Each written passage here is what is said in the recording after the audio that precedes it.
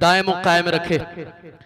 अब आइए बिला किसी ताखिर के आपके इलाके के एक मुकर्रिर बेबाक, मुकर्रिर नौजवान, खतीबुल अस्र आली जनाब हजरत मौलाना इकरामुल हसन साहब नदवी मद्दजिल्लहुल आली सदरुल मुदर्रिसीन मदरसा यहयाउल उलूम जोधपुर गमरिया से मैं इंतहाई अदब एहतराम के साथ दरखास्त कर रहा हूँ कि हजरत वाला तशरीफ लाएं और अपने खिताब नायाब से हम सामीन को मुस्तफिज फरमाएं कि मेरे आंगन में अदब बोलता है, वो आ जाए तो घर बोलता है।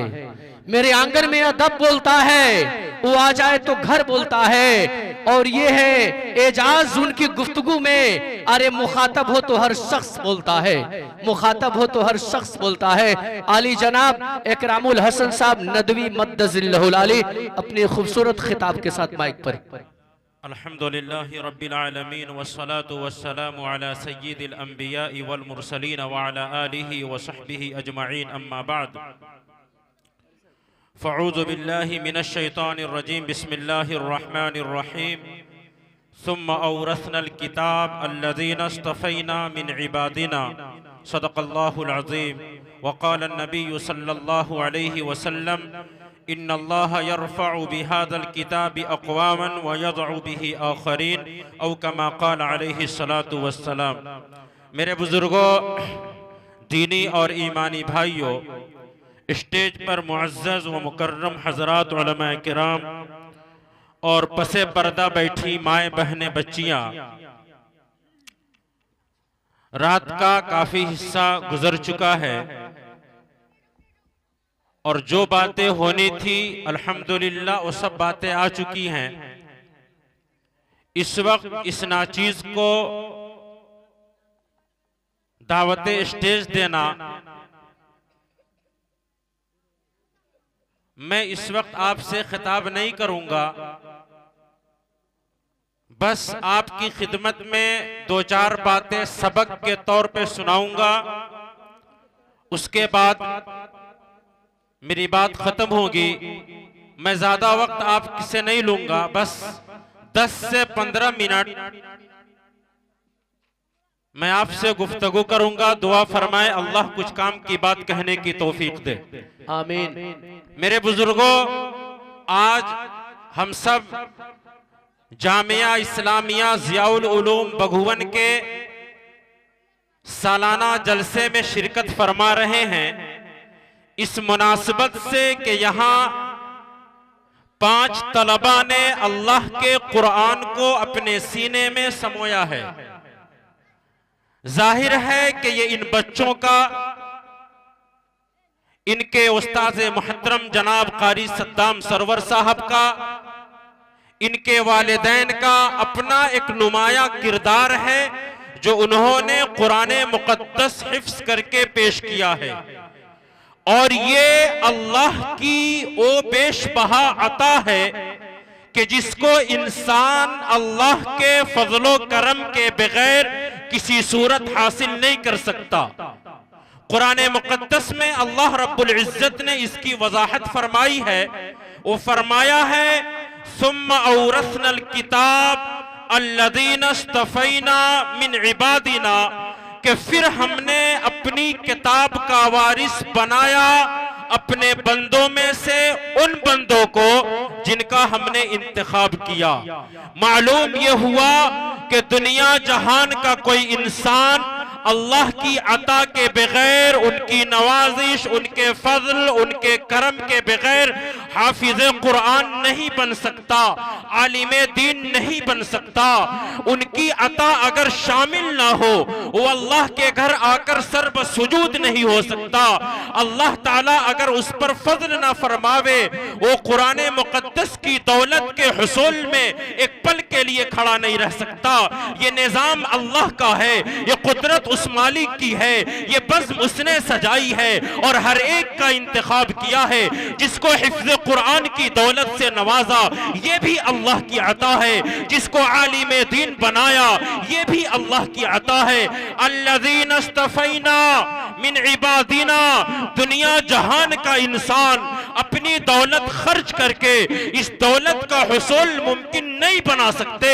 सारी कायनात की दौलतें जमा की जाए और फिर उनको खर्च कर दिया जाए, और दुनिया जहान का कोई इंसान चाहे कि वह अल्लाह के कुरान को अपने सीने में उस पैसे और उस दौलत की बुनियाद पर ले लेगा, ये क़यामत की सुबह तक मुमकिन नहीं है। अल्लज़ीना इस्तफ़ैना मिन इबादिना, हमने चुना है, हमने इंतखाब किया है, हमारे सिलेक्शन के बगैर, हमारे इंतखाब के बगैर, हमारे चुनने के बगैर दुनिया जहान के किसी इंसान को इस दौलत का हुसूल मुमकिन हो ही नहीं सकता। और ये निजाम आज का नहीं है, ये निजाम बहुत कदीम है, ये निजाम बहुत पुराना है। हुजूर पाक अलैहिस्सलातु वस्सलाम के असहाब पर, हुजूर के दीवानों पर, हुजूर के मजलिस में बैठने वालों पर, हुजूर के अकरबा पर, हुजूर के शहरियों पर, हुजूर के पड़ोसियों पर और हर उस फर्दे बशर पर नजर दौड़ाइए जो सरजमीन मक्का में मोहम्मद अरबी सल्लल्लाहु अलैहि वसल्लम की मौजूदगी में हुजूर पाक अलैहिस्सलातु वस्सलाम का दीदार करने वाला है। उस जमाने को पाने की कोशिश कीजिए, तसव्वुरात की दुनिया में जाइए, सरजमीन हिजाज पर कदम रखिए, मक्कतुल मुकर्रमा की सरजमीन का सफर कीजिए और आप देखेंगे एक तरफ अबू जहल है, एक तरफ उमर फारूक है, एक तरफ अबू लहब है, उतबा है, शैबा है, एक तरफ बिलाल हबशी है, सलमान फारसी है, सुहैब रूमी है, इधर सहाबा का मजमा है, इधर कुफ्फारे मक्का है। कुफ्फारे मक्का में एक के बाद एक बड़ी बड़ी जबान के मालिक हैं, उनकी लिसानी सलाहियतों के जवाब नहीं है। वो अपने आप में ताकत भी रखते हैं, ओहदा भी रखते हैं, किरदार भी बहैसियत शख्सियत बुलंद रखते हैं, लेकिन उनके पास वो सब कुछ नहीं है कि जिसकी बुनियाद पर अल्लाह ताला मुस्तफा की चौखट के लिए कबूल करेगा, मुस्तफा के कदमों के लिए कबूल करेगा। चुनांचे निजाम इब्तिदा से कुछ ऐसा ही चल रहा है। अल्लज़ीना इस्तफ़ैना मिन इबादिना, आप अगर समझते हैं कि आपकी दौलत आपको इस काबिल बनाएगी कि कहिए कि आप हाफिज कुरान हो जाएंगे, आप आलिम दीन हो जाएंगे, तो आप भूल भुलैयों में सफर कर रहे हैं। ये दौलत से मिलने वाली कोई दौलत नहीं है, बल्कि अल्लाह रब्बुल इज्जत की अता पर मुनहसिर है। जब वो देने पर आते हैं तो हबशा से एक शख्स का इंतखाब करते हैं, सरजमीन मक्का पर लाते हैं, फिर जफाकशी के दौर से गुजारते हैं और उसको उन तल्ख अय्याम से गुजारा जाता है। ऐसी तल्ख यादें उनके साथ जोड़ दी जाती है।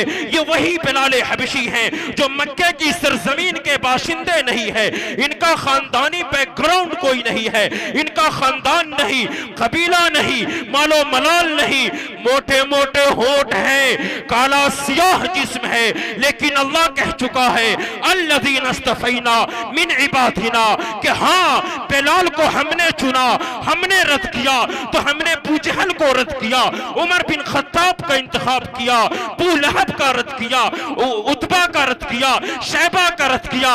जब हम रद्द करने पर आए हैं, जब रिजेक्ट करने पर आए हैं, इन तमाम को किया है।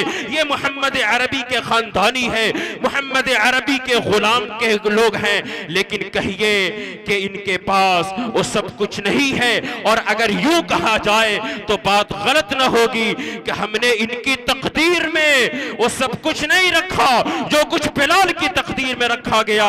चुनांचे जब इंतखाब किया गया तो सरजमीन हबशा से एक शख्स को उठा के मक्का भेजा गया, फिर उसने गुलामी के अय्याम गुजारे और फिर दिन गुजरते गए और हजरत अबू बकर रज़ी अल्लाह ताला अन्हु के वास्ते से हुजूर अकरम के कदमों में लाया गया। बिल आखिर ये निजाम अल्लाह का है। जब वो देने पर आता है तो हबशा से बिलाल को बुलाते हैं, फारिस से सलमान को बुलाते हैं, सुहैब को रूम से बुलाते हैं। ये निजाम हमारा है, ये कुरान हमारा है, ये दौलत हमने अता की है, हम जिसे चाहेंगे अता करेंगे।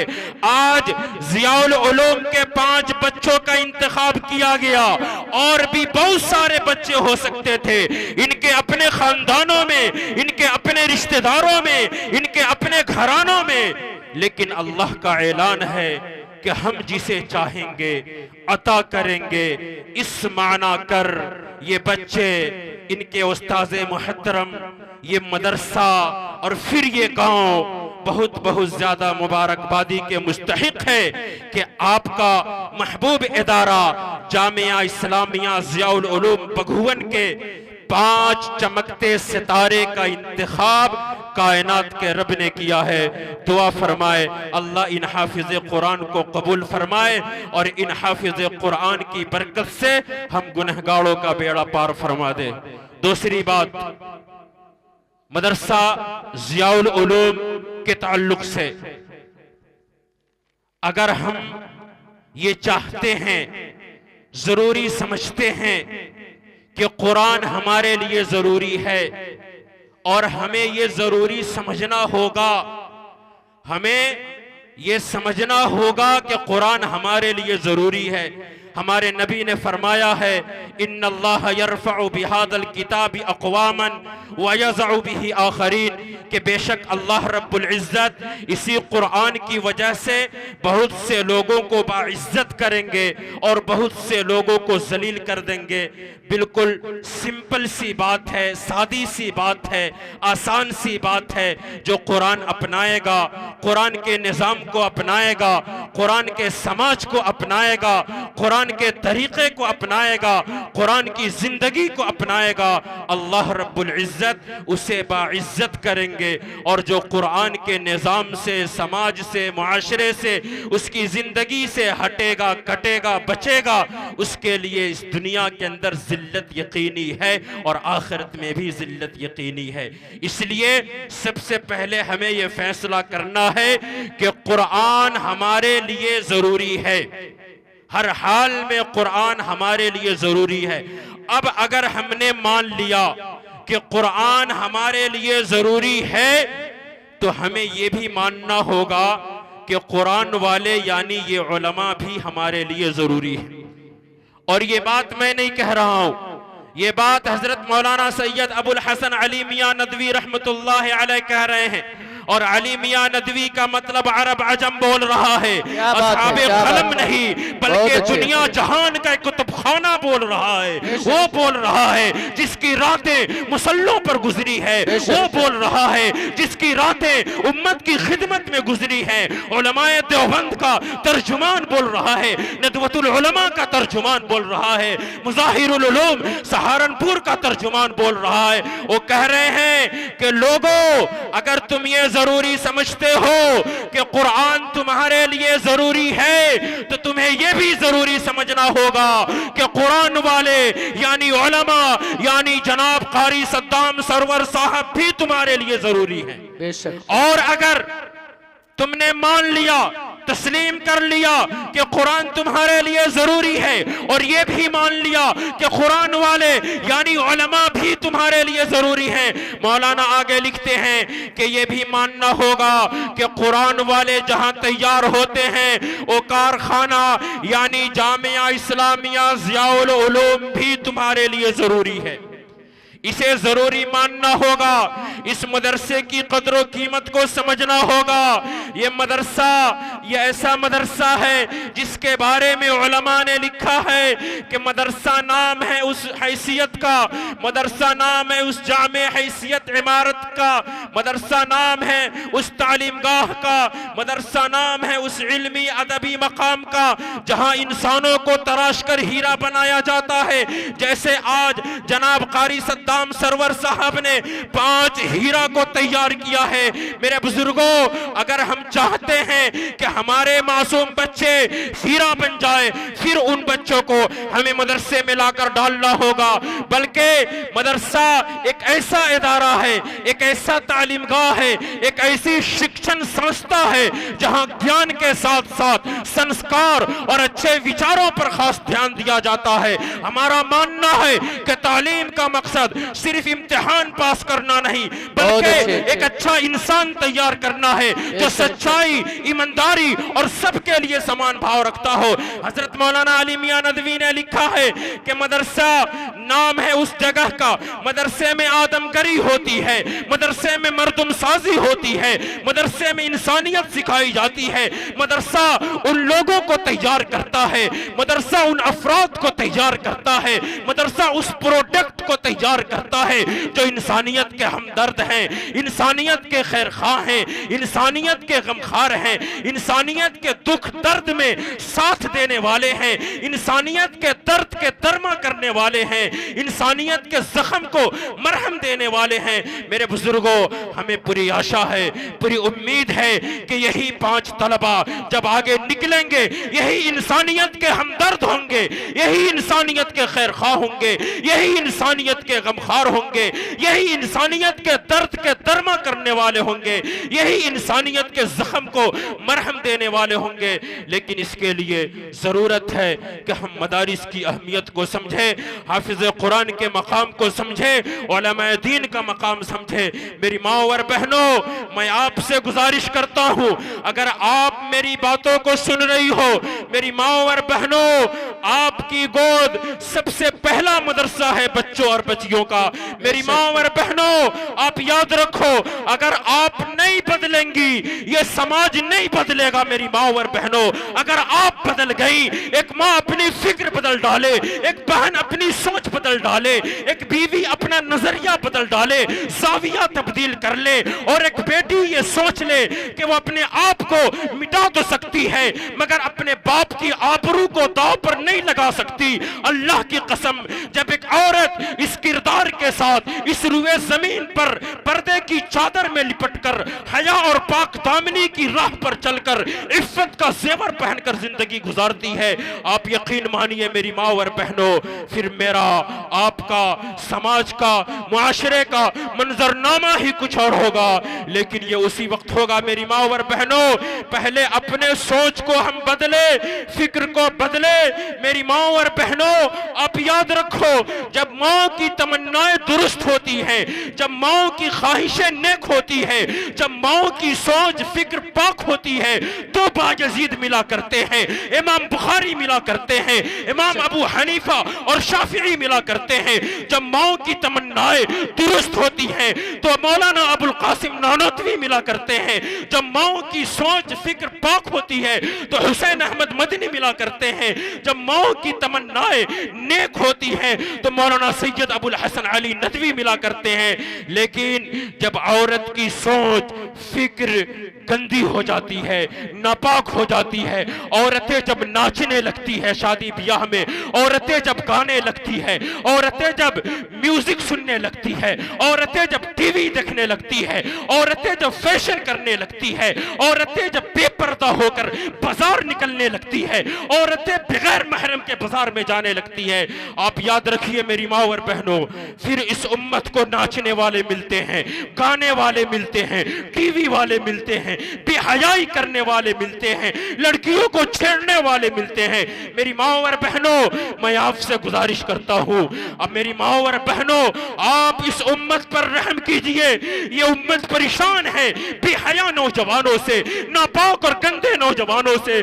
मेरी माँ और बहनों, इस उम्मत को फिर जरूरत है बायजीद की, इस उम्मत को फिर जरूरत है अब्दुल कादिर जिलानी की, इस उम्मत को फिर जरूरत है हुसैन अहमद मदनी की। ये जमीन चीख रही है, आवाज लगा रही है, कहां है सुल्तान सलाहुद्दीन अय्यूबी। मेरी माँ और बहनों, ये सब जरूरत है इस उम्मत को, और ये आप कर सकती हो मेरी माँ और बहनों। ये मर्दों की बस की बात नहीं है, आप ही हो जो 9 महीने तक अपने कोख में बच्चे को रखती हो।